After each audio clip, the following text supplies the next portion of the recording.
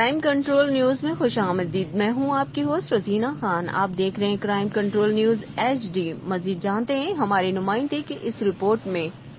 جی ناظرین، Kohat Indus high وے پر police کی اسلحہ منشیات اسمگلر نیٹ ورک کے خلاف اہم کارروائی. ڈی پی او جاوید اقبال مسلم آباد کے قریب چیکنگ فلائنگ کوچ سے بڑی تعداد میں اسلحہ اور لاکھوں مالیت کی منشیات برآمد. کارروائی میں پکڑے گئے ہتھیار اور منشیات وزیرستان اسمگل کیے جا رہے تھے. زیر حراست ملزم صاحب نور کے خلاف تھانہ جرما میں مقدمہ درج کر لیا. ملزم سے اہم انکشافات متوقع.